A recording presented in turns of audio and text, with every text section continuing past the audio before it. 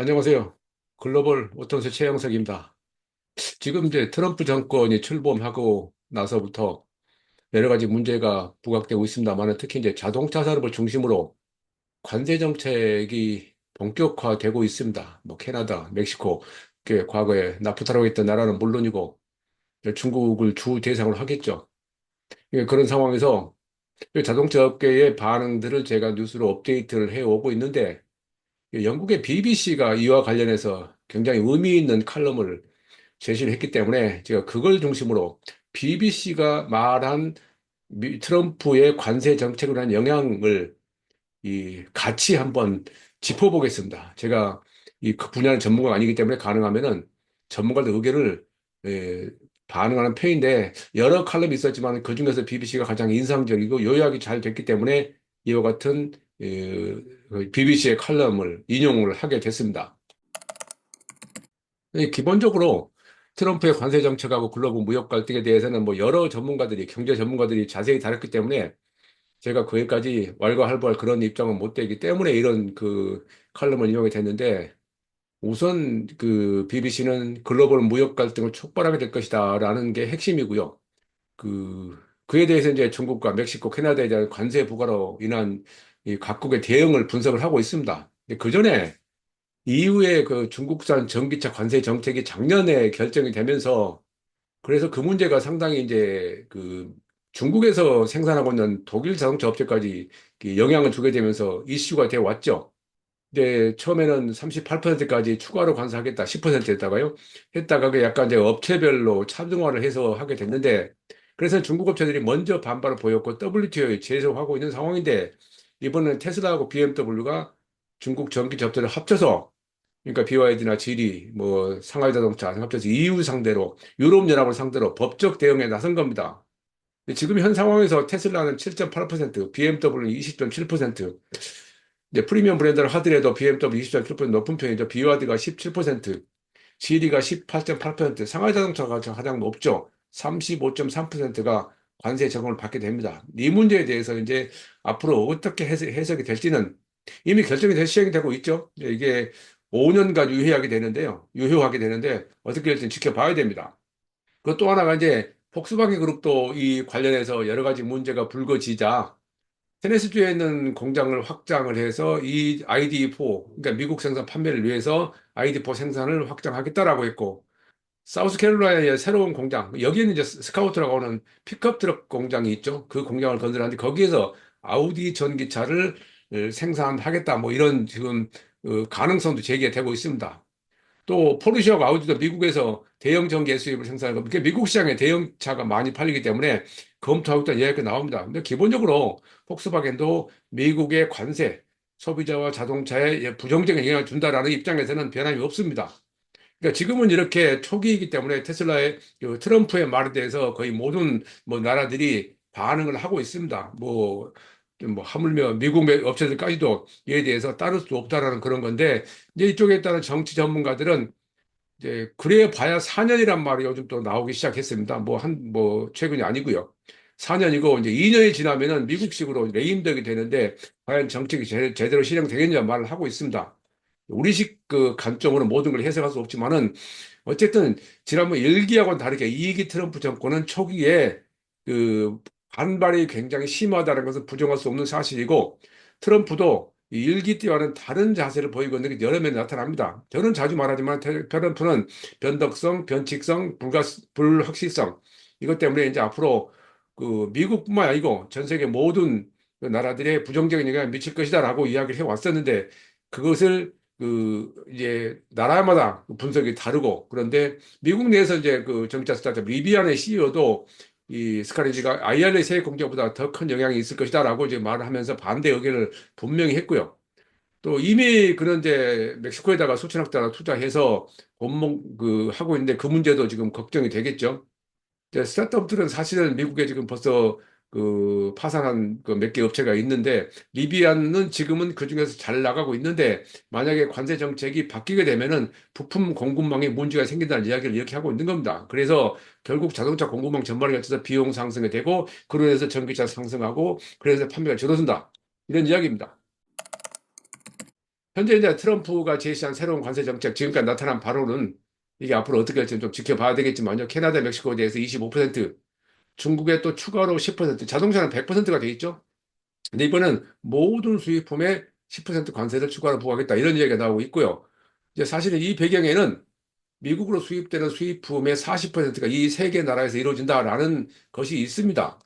네, 이제 트럼프 입장에 본다면은 여러분도 TV를 통해서 트럼프 취임식 때 보셨겠지만은 트럼프의 이 발언에 대해서 그 기립박수를 보내는 미국인들이 볼 수가 있습니다. 그러니까 우리의 세계관으로 미국을 바라보면 안 되고요. 우리의 세계관으로 중국을 바라보면 안 된다는 것을 저는 항상 생각을 하는데 그 미국의 이런 상황이 어떻게 되는지 제가 다른 시간을 통해서 별도로 한번 짚어볼 기회를 좀 준비를 하고 있는데 그때 좀 설명을 드리기도 하고요.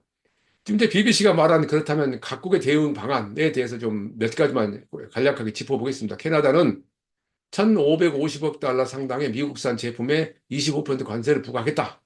그러니까 반발하는 거죠. 멕시코도 25% 보복 관세를 하겠다. 관세 및 비관세 조치까지 포함한다. 뭐 이런 이야기를 하고 있고 중국도 미국의 부당한 가능에 대해서 소송을 제기하겠다. 네, 그래 이제 글쎄요. 이제 이게 대해서 한 정치학자는 결국은 미국이 고립의 길로 가고 있다라고 이야기를 하고 있는데 뭐 제가 거기까지 그 제 의견을 피력한다는 건 좀 무리가 있는 상황이기 때문에 이런 의견을 지금 종합해 보는 거고요. 어쨌든 이제 BBC는 이런 관세 정책으로 미치는 경제적 영향에 대해서 가격이 상승한다. 자동차는 물론이고 주택 소비재 가격 전반적으로 상승한다. 그건 불을 보듯 뻔한 일이죠. 그래서 그로 인해서 그 경제 성장이 둔화된다. 뭐 이것도 뭐 많은 전문가들이 이야기하고 있는 얘기인데 이것은 이제 BBC가 이 종합적으로 이렇게 정리를 해놓은 겁니다. 그리고 이제 물가 상승 압력을 해서 인플레이션이 가속화된다. 이것도 우리가 많이 들었던 얘기죠. 더불어서 글로벌 무역 전쟁이 우려가 된다. 과연 지금 상황에서 미국이 그들의 공급망이 제대로 갖춰지지 않는 상황에서 이렇게 관세만 부과한다고 해서 과연 미국이 그들의 경제를 좋게 끌고 갈 수 있을 것인가에 대해서는 말이 많은데 이제 트럼프를 따르는 트럼프 정권의 그 조용한 임무를 맡고 있는 장관들은 굉장히 적극적으로 굉장히 강하게 이 트럼프의 의견을 반영하고 그런 자세를 보이고 있죠. 그것이 그 과거에 우리가 지금 우리도 목도하고 있듯이 한 사람의 고집에 의해서 어떤 잘못된 정책이 시행됐을 때 그 나라가 어떻게 되는지는 목도하고 있지 않습니까? 또 산업별로는 자동차 산업에서 자동차 가격이 약 3,000달러 미국 내에서 상승이 예상된다. 소비가 줄어들겠죠, 당연히. 또 자동차 말고도 주택 건설업과 농업, 소매업까지 여러 가지 비용 증가로 문제가 있을 수밖에 없다라고 예상을 BBC는 하고 있는 겁니다. 어쨌든 이제 그럼에도 불구하고 트럼프가 이렇게 관세 정책의 배경으로 제시하고 있는 것은 불법 이민, 굉장히 트럼프의 핫 이슈죠. 그러니까 남쪽에서 올라오는 불법 이민들이 미국 사람들이 일자를 뺏는다는 게 가장 큰 이슈고 그게 표에 굉장히 많이 반영이 됐고요.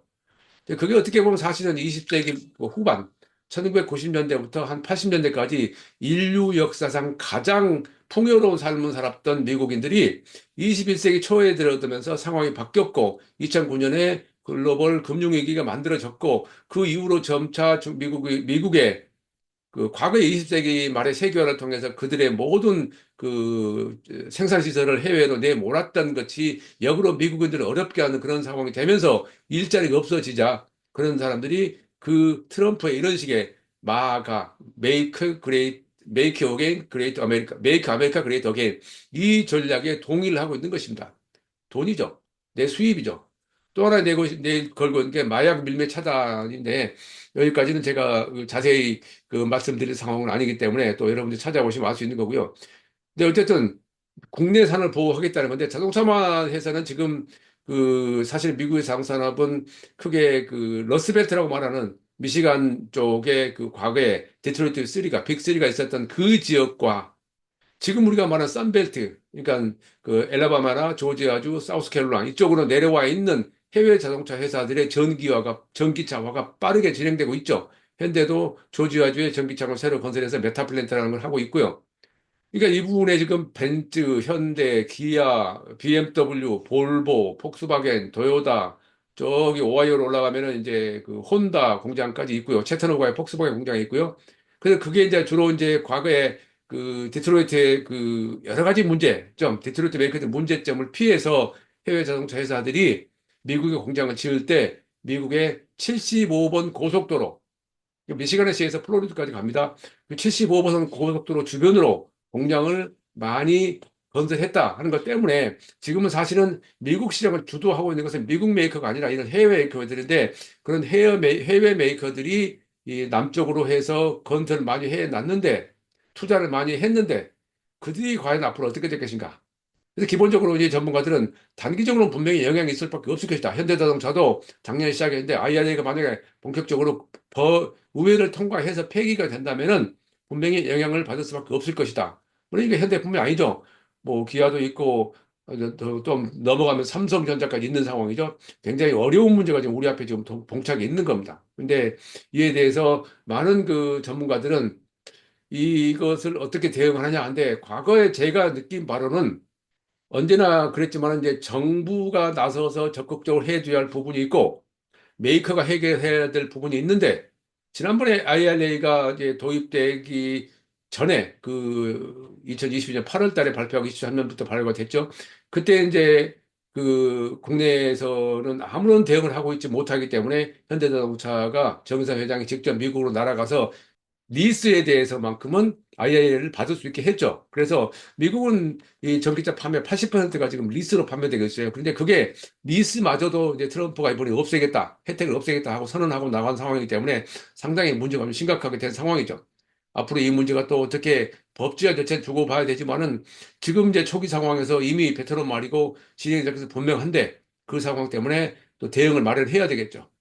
어쨌든 BBC는 관세 정책에서 향후 전망에 대해서 장기적으로는 분명히 경제 혼란 예상된다. 그러나 이민 문제 등에서 전진 시 관세 철회 가능성이 있다. 뭐 이건 또 제 전문이 아니니까 설명할 수는 없는 상황이 아니고 있는 상황은 아니고요. 또 이 11월 선거 결과에 따라서 주마다 이제 다른 상황이 나는데, 그에 따라서도 변화 가능성이 있다라는 이야기를 하고 있습니다.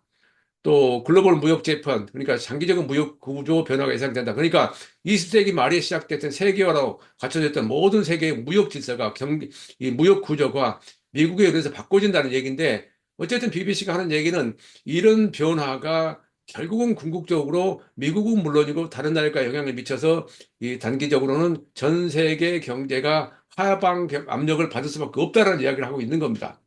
이게 자동차로 좀 국한하자면은 이런 것들이 그렇게 쉬운 내용은 아닌데, 이 트럼프는 이런 식으로 밀어붙이고 있는 것이 현실입니다. 과연 이런 그 어려운 상황에서 한국의 자동차 산업이 지금 우리가 이제 준비할 게 무엇인가에 대해서는 그게 간단치가 않습니다. 물론 이제 현대차 그룹의 경우 뭐 사실은 이 판매 지역을 네트워크를 다변화한다는 점에서는 사실은 지금 레거시 업체 중에서는 가장 잘했다는 평가를 받고 있습니다. 그래서 최근에 그래도 안정적인 영향을 유지하고 있는데, 그 IRA 때문에 미국의 대대적인 투자를 해놓은 것에 대해서 하이브리드로 이제 대응을 한다라고 말을 하고 있지만은, 그것도 그렇게 간단치가 않은 상황으로 지금까지는 밝혀지고 있어서 앞으로 이제 이에 대한 대응이 상당히 주목됩니다. 지금 당장에 결론을 내릴 수 있는 생각은 아니고, 제가 이번 이 칼럼은 사실 BBC가 나름대로 그래도 정리된 칼럼을 제시를 했기 때문에 한번 정리해 봤습니다. 최영석의 글로벌 인사이트, 다음 시간에 뵙겠습니다. 감사합니다. 구독과 좋아요 클릭 부탁드립니다.